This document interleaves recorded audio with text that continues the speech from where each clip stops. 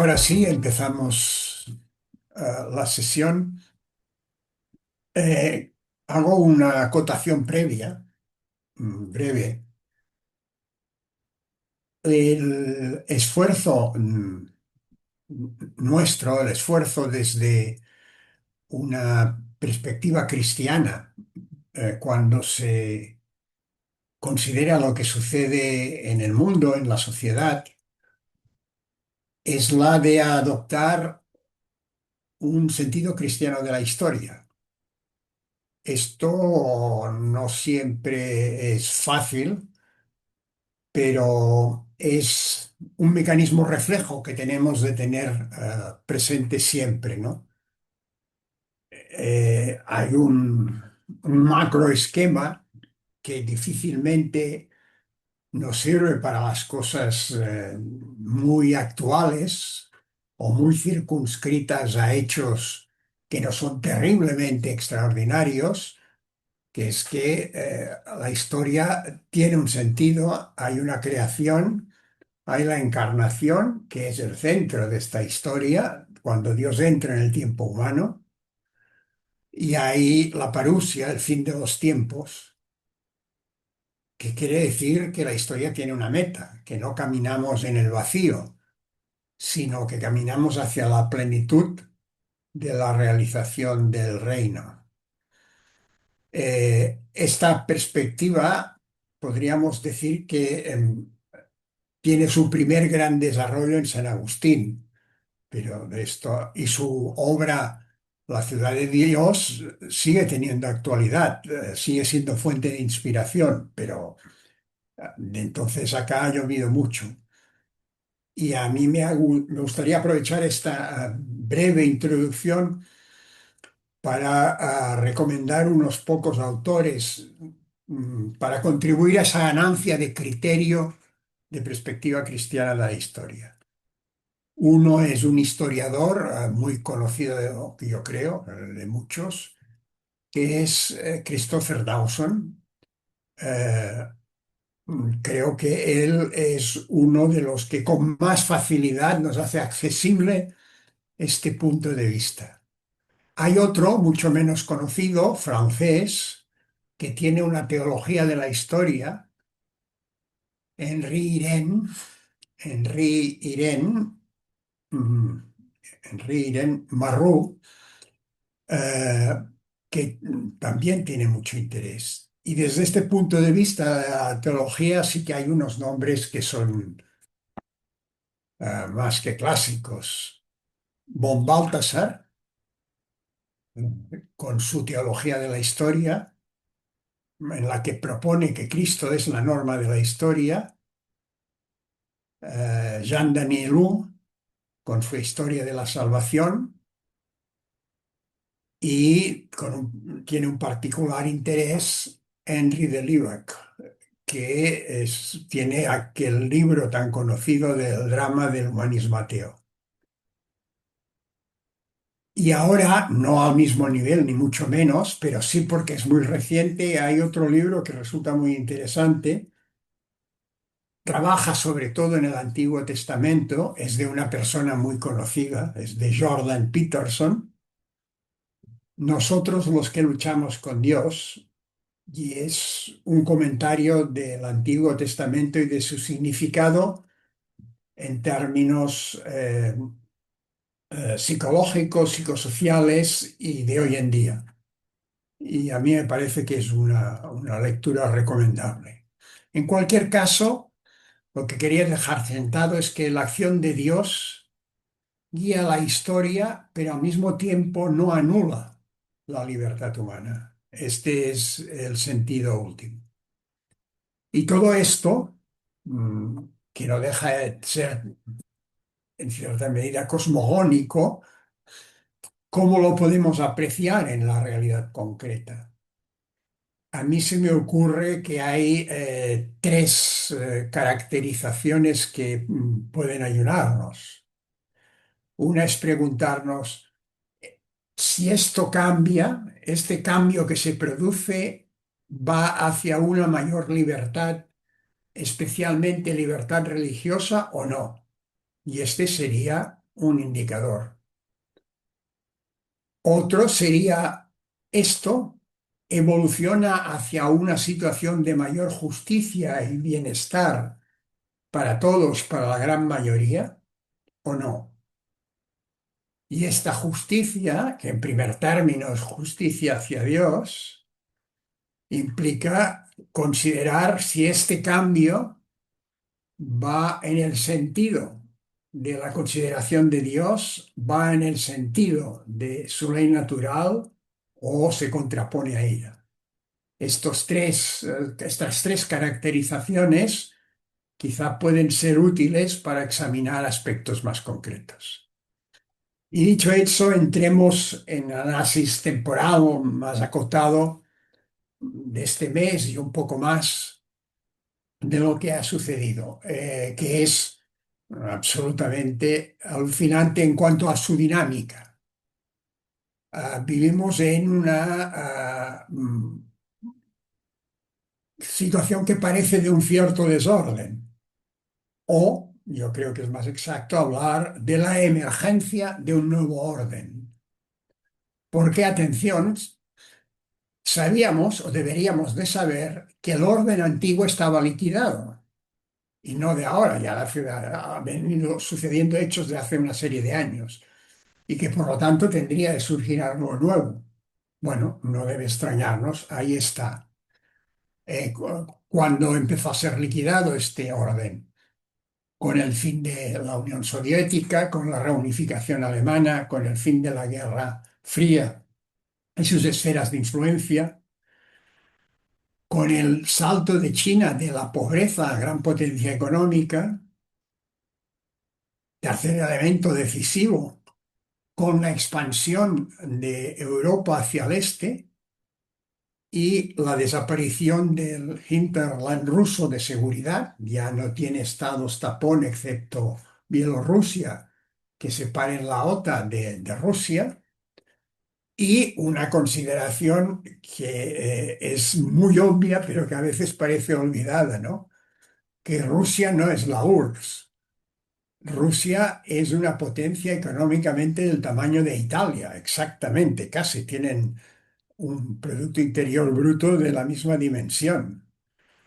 Y por lo tanto, Alemania sola la dobla, ya no hablemos de Estados Unidos.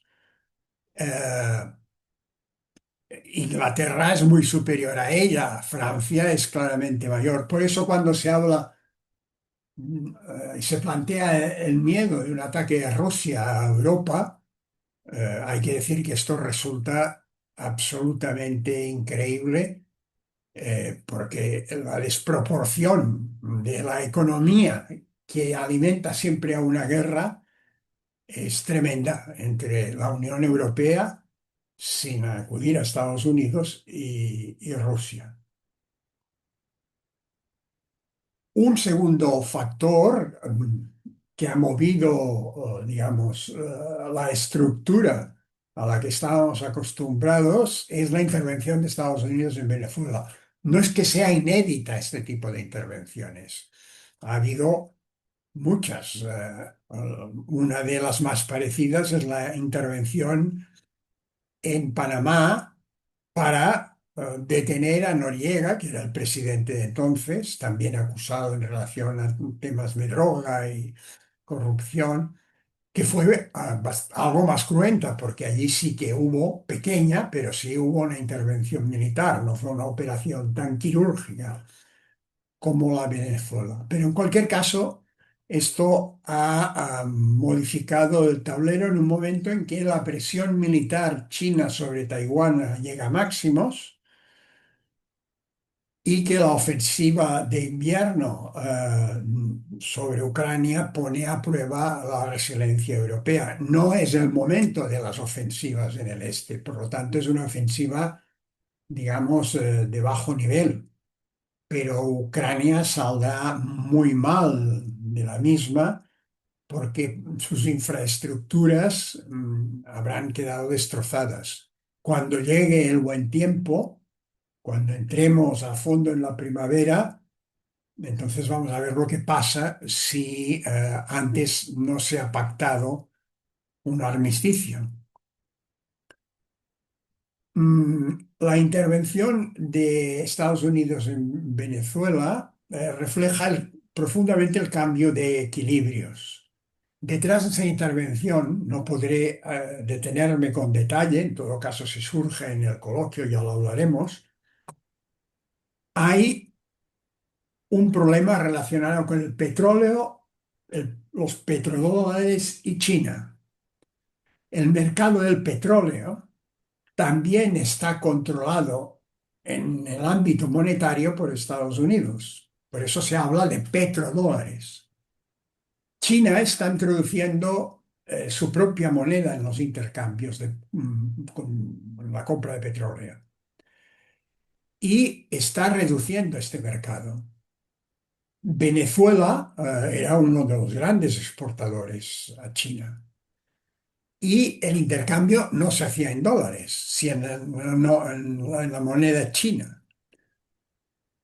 Y esto tenía un efecto de contagio o de carambola Sí, sí. en muchos otros países Un que momento, un momento. podían llevar a una situación que Estados Unidos ha intentado evitar, que es que cada vez menos el dólar fuera decisivo en este mercado. Desde el punto de vista venezolano, lo que ha sucedido es bueno o es malo. Bueno, yo creo que hay que hacerse las tres preguntas que decía al principio. Yo creo que hay más esperanzas, no certezas, pero más esperanzas de ser libres y hay más esperanzas de mejorar una situación económica extraordinariamente mala. Ah, es una transición compleja, mm, pero si recordamos, sobre todo por edad, las que no lo hemos vivido, la transición española, salvando las distancias, pero hemos de entender que también era extraordinariamente compleja visto desde fuera. Era difícil de entender, incluso desde dentro.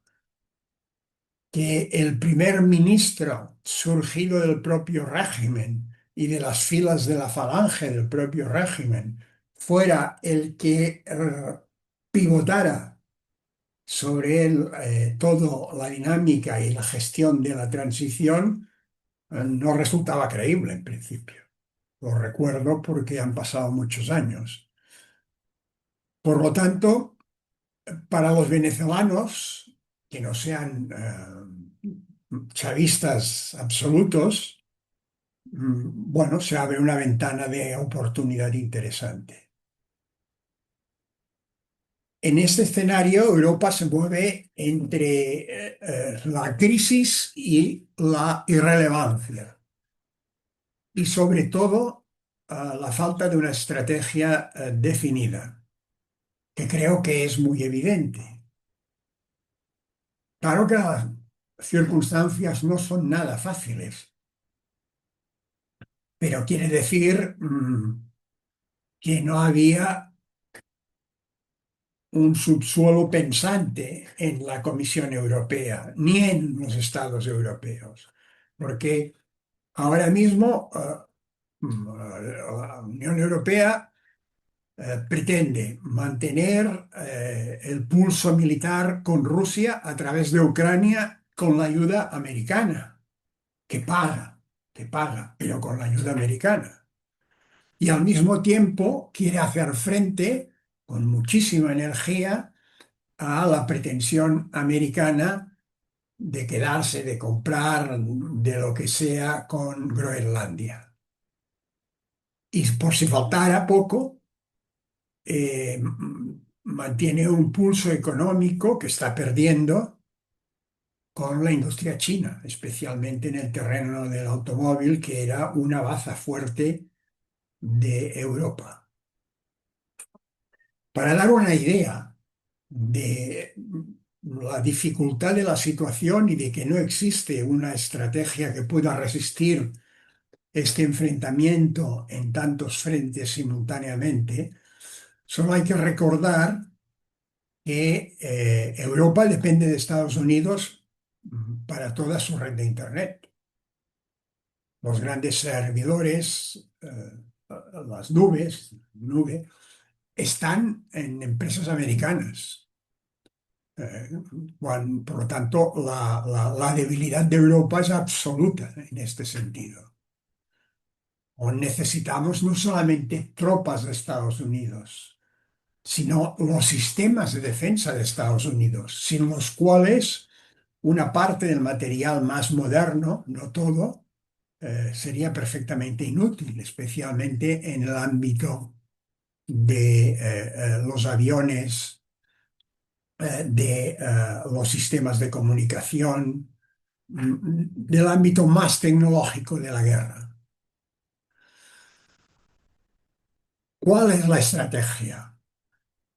¿Cuál es el camino europeo? Esto es lo que tenemos de reclamar como ciudadanos, que nos den una respuesta, porque lo que está sucediendo ahora no es respuesta, son reacciones. Y reacciones, además, lideradas por personajes débiles en sus propios países que utilizan la política exterior como válvula de salida. Es el caso más paradigmático es el de Macron en Francia. Tiene una crisis terrible que no consigue superar y se dedica a la política internacional, bueno, tutti plendi. También podríamos decir lo mismo del primer ministro británico. Pero ahí no hay una estrategia. En estos personajes no hay una respuesta que señale un camino que nos lleve a alguna parte. Y los ciudadanos necesitamos la certeza de este camino. Y esto es lo que hay que exigir a los que nos gobiernan y a los que no nos gobiernan, pero que tienen presencia a través de los partidos europeos en el Parlamento Europeo. Vivimos también algo más en Occidente, que es un choque profundo de valores. El hecho de que en Nueva York gane un alcalde musulmán, moderno, joven, dinámico, musulmán, que jure sobre dos Coranes, no es una anécdota, es algo más. Los símbolos también tienen consecuencia. Y este es un hecho que no podemos pasar por alto. El que desde el Partido Demócrata, una parte del Partido Demócrata y toda la progresía europea celebren y aplaudan a Mamdani, que tiene un programa electoral absolutamente inalcanzable, porque gran parte de sus promesas, por no decir todas, más importantes, se fundamentan en competencias que no son de la ciudad de Nueva York, sino que son del estado de Nueva York, no deja de ser sorprendente. Y nos dice que hoy en día la progresía de la izquierda vive en un mundo alejado de la realidad. Absolutamente está tan angustiada por su propia situación que necesita inventarse continuadamente liderazgos, aunque estos liderazgos remitan al Corán. Shlomo Ben Ami, que fue ministro de Asuntos Exteriores de Israel y es profesor de historia, escribió un artículo enorme de 2 páginas, que no es normal en el país, en el que, de acuerdo con sus tesis y con su punto de vista, planteaba que en Occidente se está viviendo una especie de guerra civil. Guerra civil incruenta se refería, de ideas. Mm, Creo que tiene una parte razonable razón, lo que llamamos la batalla cultural. Otra forma de expresarlo más virulenta es esta. Pero ¿cuáles son los bandos de esta guerra civil? ¿Qué expresa cada bando? Bueno, para unos es la democracia contra el fascismo, para otros es la democracia liberal contra lo iliberal, el cosmopolitismo contra el nacionalismo. Y así podríamos, perdón,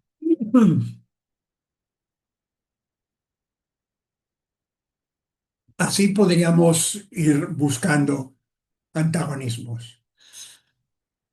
Bueno, yo creo que hay surgencias cristianas que se enfrentan por primera vez con fuerza desde hace muchos años en este siglo contra el materialismo hedonista, contra la cultura de la desvinculación. Y en cualquier caso, en este mar de conflicto, de enfrentamientos, de polarización, creo que Occidente, Europa, vuelve a necesitar, como sucedió después de la Segunda Guerra Mundial, la tercera posición, aquella que en su momento representó la democracia cristiana y que generó prácticamente la mayor parte de lo bueno de la reconstrucción europea, de los 30 gloriosos años que se llaman, que sucedieron después.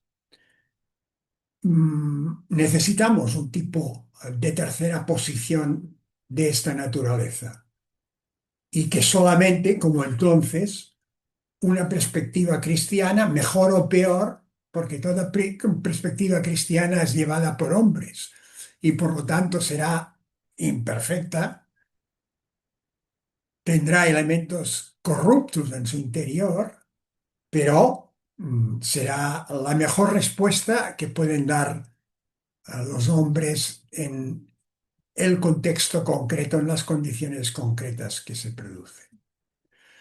Una gran voz ausente en todo este problema occidental es el de la Iglesia Europea.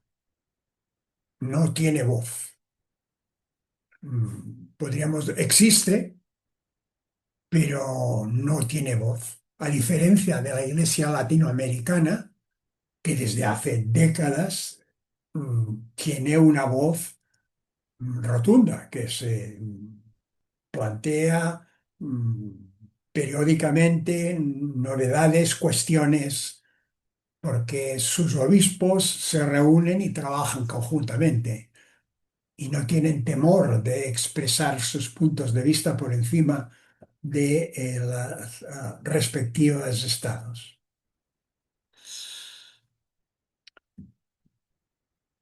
Desde el punto de vista económico, hay que decir que ha habido un cierto enfriamiento del crecimiento global, pero ni mucho menos el que se preveía por los aranceles famosos. Y la previsión para este año a escala mundial es de un 3,2% y bueno, eso está bien.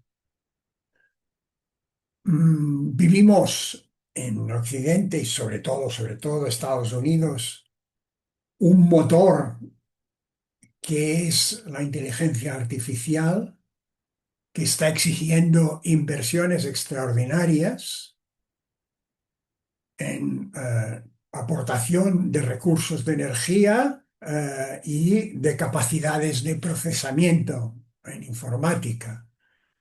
Y también no lo es un recurso que se puede disponer en abundancia o no, parece barato, excepto cuando resulta que falta, que es agua. La inteligencia artificial es realmente un elemento de cambio en el ámbito económico y no digamos ya del ético, mm, el del riesgo. Las inteligencias que ahora utilizamos, estos procesadores de palabras, hacen saltos imprevisibles a partir de un momento determinado porque se han producido. No lo sabemos con claridad ni hasta dónde puede llegar esto. La inteligencia general, es decir, aquella que realmente sí sea muy semejante a la humana, es posible. Unos dicen que ni hablar, otros dicen que seguro que sí. Bueno, es un gran factor que el Papa, León XIV, ha apuntado como uno de los elementos de su pontificado con una gran visión de lo que es el momento presente y de los riesgos y de las oportunidades que representa. En nuestro mundo se aprecia también una cierta fatiga digital, un cierto retorno o ansias de retorno, porque en la práctica no se produce tanto como la gente lo manifiesta, hacia los valores locales, hacia la autenticidad, posiblemente por la saturación de contenidos generados en el ordenador que la inteligencia artificial ha multiplicado. Y parece un cierto retorno a la espiritualidad que no sabemos si es una necesidad real o una moda. Hay que dejar que madure. Hay un efecto claro del feminismo que ha sido destructor en muchos aspectos, el feminismo de género, no el feminismo que reclama igualdad de derechos para hombres y mujeres, no me refiero a esto, me refiero a la ideología de género, a la perspectiva de género, y ha sido la ruptura tremenda que se ha producido y se está produciendo entre la forma de ver el mundo entre chicos y chicas, entre los que tienen 15, 18, 20, 24 años. Los chicos han corrido hacia un lado y las chicas hacia el otro, como nunca ha sucedido antes. Y esto a medio plazo va a ser un problema grande, porque va a ser mucho más difícil, ya lo es ahora, pues todavía será mucho más difícil conseguir que existan parejas estables. En todo esto se ha producido un debate sobre el retorno de los jóvenes a la experiencia religiosa, a la iglesia. Es un debate abierto, no cerrado, es reciente, es lógico que sea así. Mm. Parece que la tesis predominante, no solo aquí o en Europa, sino también en Estados Unidos, porque esto varía mucho sobre países, es que más que un retorno, es decir, que haya más jóvenes que se declaran creyentes, es que hay una intensificación de la práctica, que no es lo mismo, ni mucho menos. Pero esto, con los datos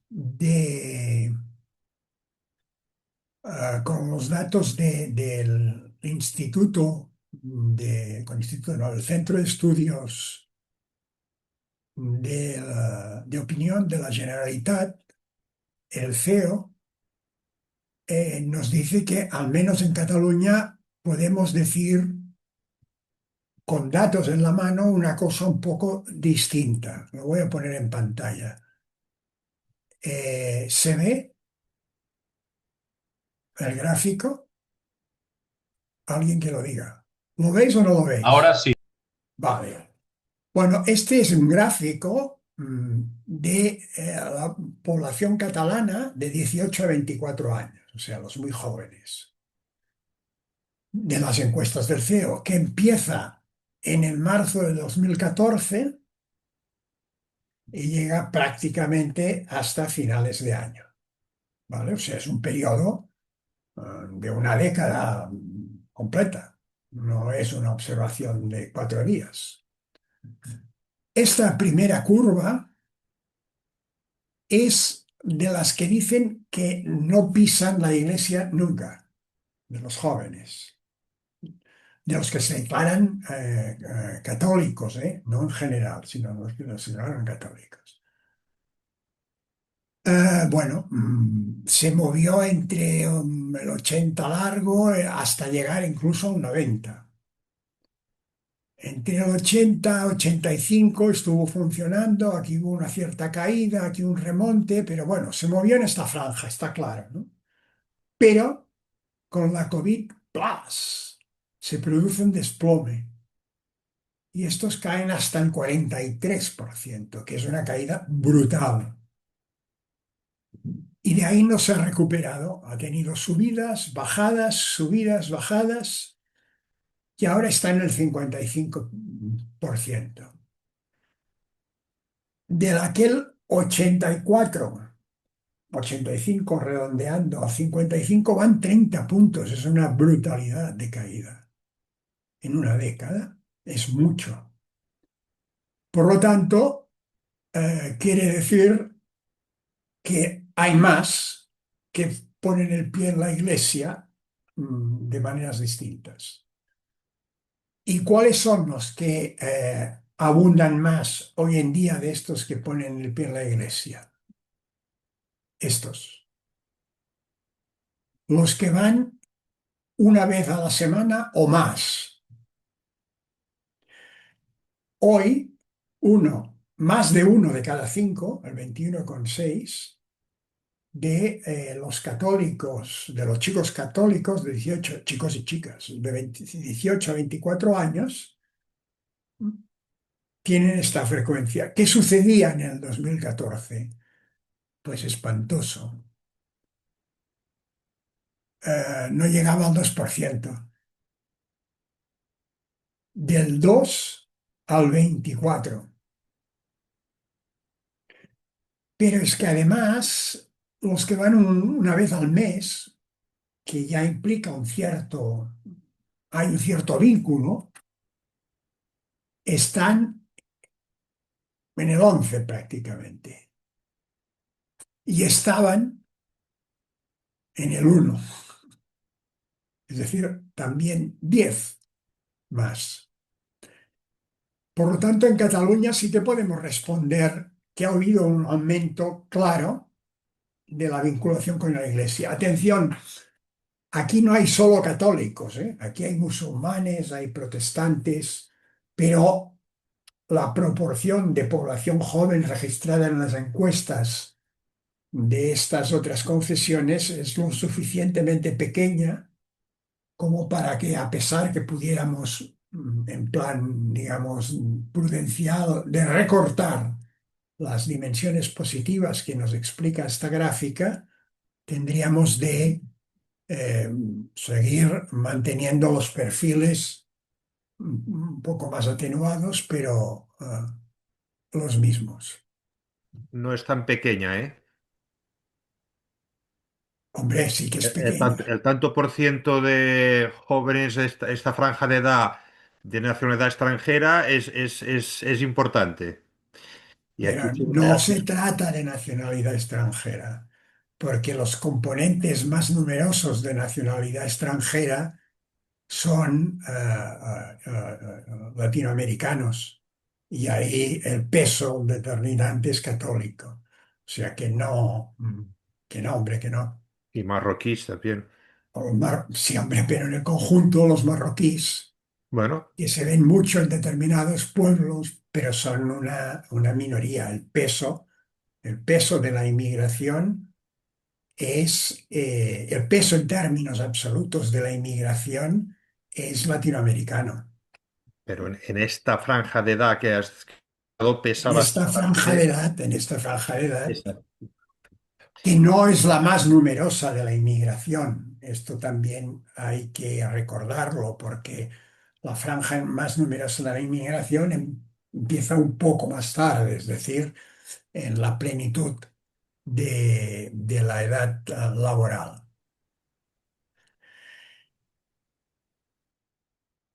Ha habido un hecho que ha pasado por alto, porque políticamente se ha querido así y porque los medios de comunicación, los grandes medios, no lo han tratado a fondo, y quiero remarcarlo, que es el informe del Congreso de los Estados Unidos del año pasado sobre la COVID. Un informe elaborado por una comisión, tiene más de 500 páginas. Podéis encontrar un resumen y el enlace al informe propiamente dicho en Conversas de Cataluña, elaborado por una comisión del Congreso bipartidista, con un presidente, además, del Partido Republicano y otro demócrata, o sea que Ahí el equilibrio existe, que es tremendamente demoledor y que nos hace pensar quién puede confiar en los grandes medios de comunicación y en los gobiernos a partir de este propio informe. Este informe cuestiona a la administración americana por todos los lados y descalifica a personas muy significadas incluso en el mundo científico.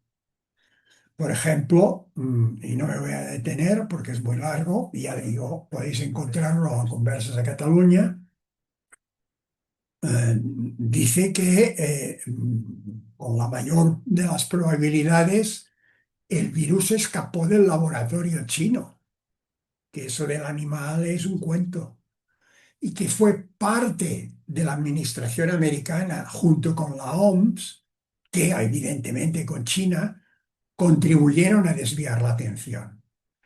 Y esta parte de la administración americana era debido a que estas investigaciones que se hacían con virus eran cofinanciadas por Estados Unidos, no solo por China. Deja muy mal parada la OMS, deja muy mal paradas las medidas como las mascarillas y el aislamiento.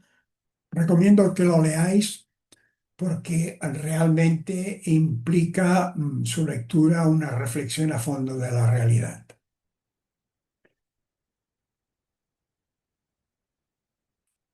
Me dejo cosas en el ámbito internacional, pero si no, no nos va a dar tiempo. Pero sí quiero citar que en Europa se ha producido un acuerdo importante con Mercosur, que ha disparado la tensión con el sector agrícola o con gran parte del mismo, que se firmó, pero que falta la aprobación definitiva por parte del Parlamento Europeo. O sea que podría haber sorpresas de última hora. Y que el famoso Pacto Verde Europeo se está revisando por la puerta de atrás para dar una mayor competitividad a la industria europea, que como he dicho antes, se encuentra ahogada cada vez más por la competencia china. Y recordar, pues si se nos ha pasado por alto, y no es un tema menor, que el 1 de enero ingresó en el euro Bulgaria. Bulgaria es un país de la Unión Europea tremendamente inestable, tiene cada 2 por 3 elecciones porque cae el gobierno y también extraordinariamente corrupto.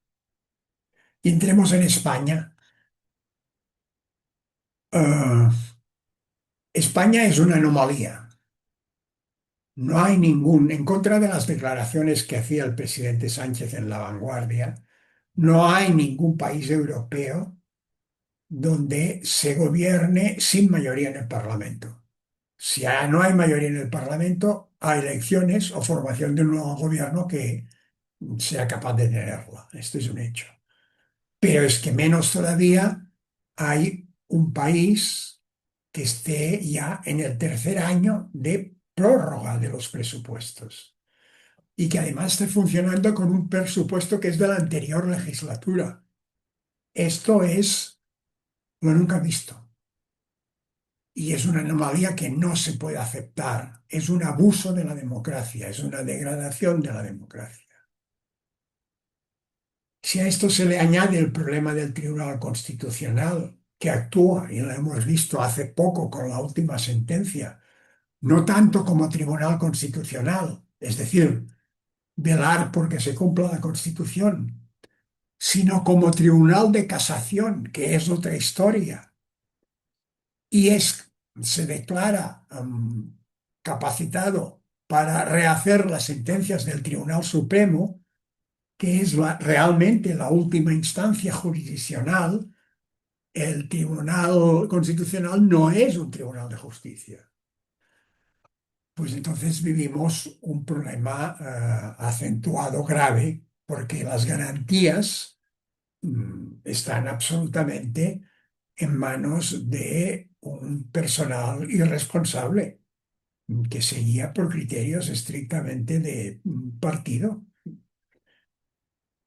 Y si esto le añadimos hechos tan relevantes, también insólitos, aquello de España es diferente de Franco vuelve a ser cierto, de que un fiscal general condenado por el Supremo ahora va a ser fiscal de sala de una de las salas del Supremo, un condenado por el Supremo actuando como fiscal en el propio Supremo, realmente esto no hay donde cogerlo.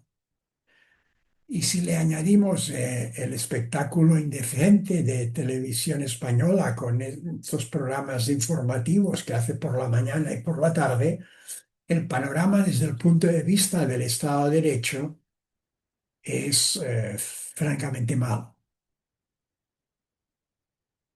Mm, Sánchez habla y no para del crecimiento del PIB y tiene razón y es cierto, pero no habla de las condiciones de vida. España hoy en día es el prototipo de país, no el único, en Estados Unidos también se da, pero de manera menos acentuada, en cierto sentido, de crecimiento en K, de la letra K. Un palo, otro palo hacia arriba y otro hacia abajo. Bueno, este palo hacia arriba quiere decir que una parte de la población sí mejora, pero otra parte empeora.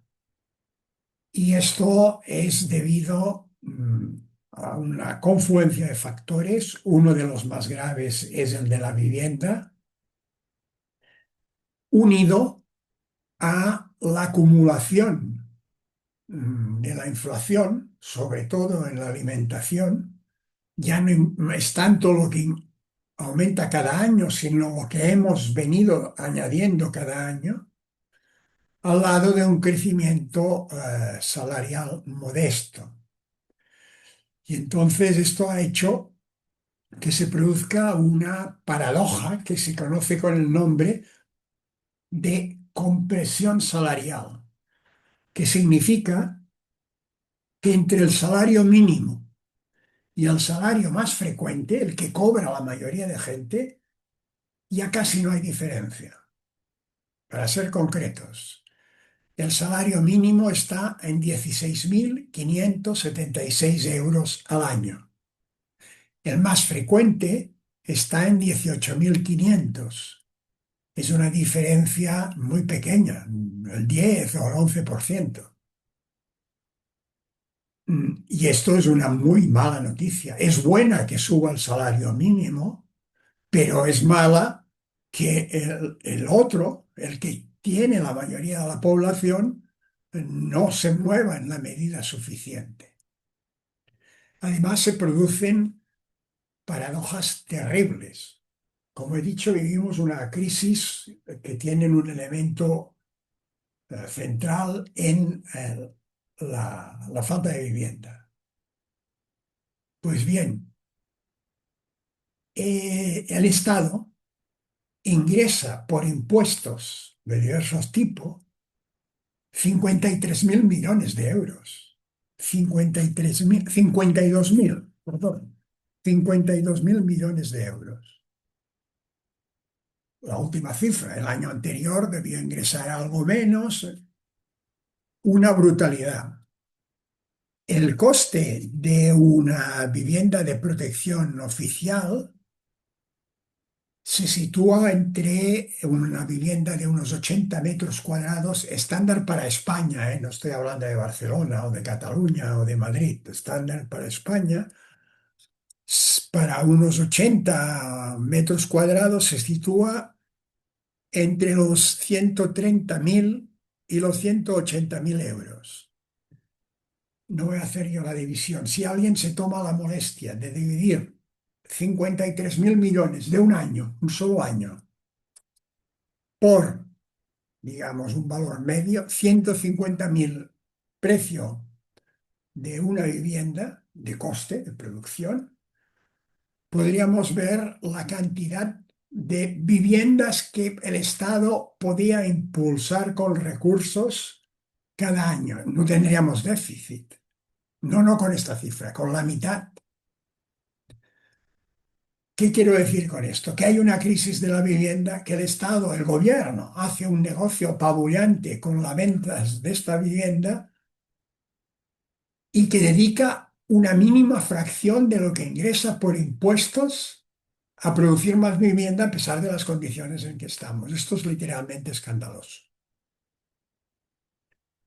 Y a todo eso se le suma algo que mucha gente se queja, y con razón, que es el esfuerzo fiscal y la cuña fiscal. El esfuerzo fiscal es lo que pagamos en relación a lo que ingresamos. Y España, en contra de lo que se dice por parte del gobierno, está claramente por encima de la media de la Unión Europea. Está entre un 18, un 20, un 25%, depende del año y la fuente, por encima. Cuando dice que está por debajo, se refiere a la presión fiscal, pero la presión fiscal es un elemento que no tiene en cuenta las condiciones de las personas. Es lo que se recauda cada año y el Producto Interior Bruto. Dividimos y nos da la presión fiscal. Pero como el PIB, el Producto Interior Bruto español, no expresa bien los ingresos de la gente, porque es un Producto Interior Bruto que se obtiene a base de meter cada vez más gente procedente de la inmigración y no a base de mejorar la productividad, y por lo tanto los ingresos avanzan poco, se da esta situación. Un español tiene un esfuerzo fiscal superior a la media europea. Y la cuña fiscal, es decir, lo que se le detrae al trabajador por todos los conceptos de lo que realmente le cuesta a la empresa, es también mucho más elevado que en la Unión Europea y que la OCDE. Prácticamente 5 puntos, 40% algo más de cuña fiscal para el trabajador medio en España, 35 más o menos en la Unión Europea. Y acoto todo esto diciendo que se va a terminar los fondos Next Generation y no se habrá producido el cambio en la estructura de producción que necesitábamos para que no sea la inmigración, sino la productividad el factor que nos haga crecer, de manera que este elemento, la inmigración y el turismo, continúa siendo factores decisivos para que España pueda presentar buenas cifras. No me voy a referir a los escándalos de corrupción ni a las denuncias por abusos sexuales, porque es absolutamente conocido y no vale la pena detenerlo.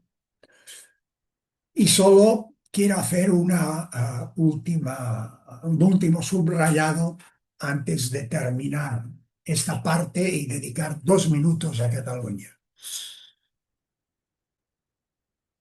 España siempre, los gobiernos españoles siempre alardeaban, y tenían razón en hacerlo, de dos grandes fortalezas del país, que eran expresión de una modernización bien hecha. Una era la producción y red de energía eléctrica y otra era la alta velocidad, realizada en poco tiempo y compitiendo y superando a otros países como pueda ser Alemania. Bueno, quiero hacer notar que estos dos factores de orgullo razonable han quebrado.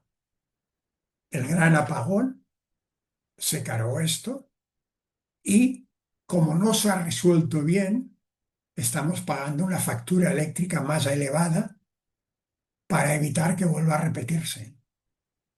Y la alta velocidad, bueno, ya hemos visto la tragedia que se ha producido en Francia, que tiene una mayor red, que tiene mucha más frecuencia de desplazamientos por esta red de los ferrocarriles, que empezó mucho antes, no se ha producido ningún gran accidente mortal. Ha habido incidencias, ha habido algún muerto, pero no un gran accidente. Esta es una consideración. La otra para no hablar del Japón, que es lo mismo. Y la otra consideración es, los políticos de este país han de observar qué parte de los ingresos del TGV francés se dedican a mantenimiento, conservación y mejora, y qué parte se dedica en el AVE.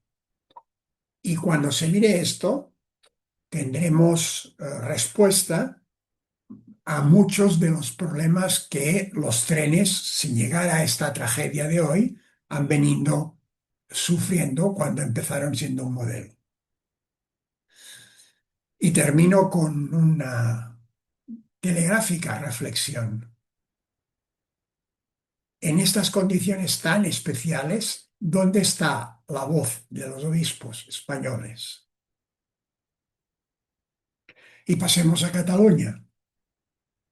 Mm, Cataluña está gobernando sin presupuestos, supongo que lo tendrá, o sea, habrá sido un periodo de un año, y se reafirmará que de facto en Cataluña hay gobernando un tripartito, un gobierno socialista, pero que dispone de Esquerra Republicana y de los comunes para poder gobernar. Un hecho.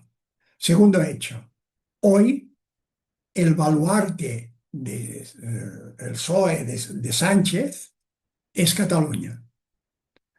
Sin los resultados de Cataluña, sin el poder político que tiene el socialismo en Cataluña, mm, la fragilidad de Sánchez sería ya literalmente insostenible.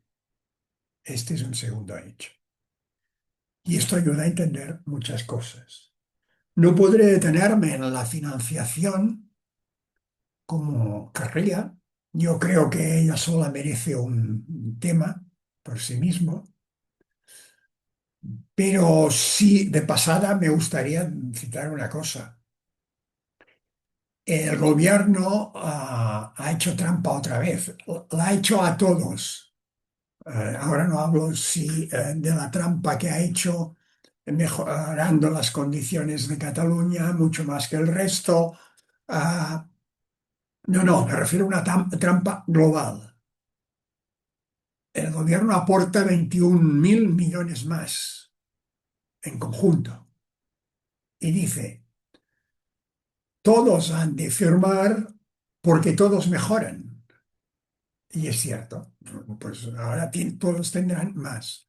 Pero atención, estamos hablando de una modificación que se tendría de haber producido en el 2014. Como no se ha producido en el 2014, ha habido una cantidad de dinero que las comunidades autónomas todas han dejado de percibir en aquel cambio que se tendría de haber producido y que ha quedado deteriorado sus ingresos por la inflación. Si corregimos esta década y decimos qué cobrarían ahora si se hubiera hecho el cambio en el 2014, pues el Estado no tendría, el gobierno del Estado no tendría de aportar 21.000 millones, tendría de aportar 34.000 millones. El gobierno Sánchez, con los extraordinarios recursos fiscales que ha conseguido, tiende a acumularlos para él, para su acción de gobierno. No tiende a distribuirlos, aunque haga alarde de que sí lo hace. Pero es que además este cálculo es de mínimos, porque si lo refiriéramos a la población, aquello de eh, recursos por población, esta cifra aún tendría de haber crecido más porque la población desde el 2014 hasta ahora ha crecido de manera extraordinaria a consecuencia de la inmigración. Este es un hecho evidente, pero que ha quedado fuera del debate, quizá porque no polariza lo suficiente, no lo sé, pero es evidente que aquí hay una operación en la que el gobierno del Estado no aporta los recursos que tendría de aportar a las comunidades autónomas. Y creo que voy a terminar. Solamente recordar que este año, en el ámbito cultural, en Cataluña hay un suceso importante que es el año Gaudí, que será motivo de que venga el Papa, y también que Barcelona será la capital mundial de la arquitectura y dará lugar a una actividad importante. Esto es la vertiente positiva. En la vertiente negativa, el uso del catalán, y ahí el factor inmigratorio tiene mucho peso. Eh, el 10% de todo el crecimiento demográfico de la Unión Europea se ha dado en Cataluña. Y no por nacimientos, porque muere más gente que nace, sino por la inmigración.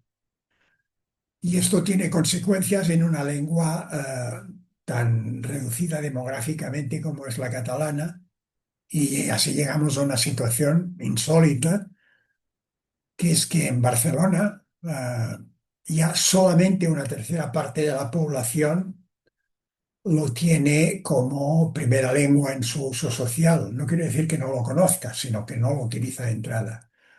Y esto desde el punto de vista cultural no es una buena noticia.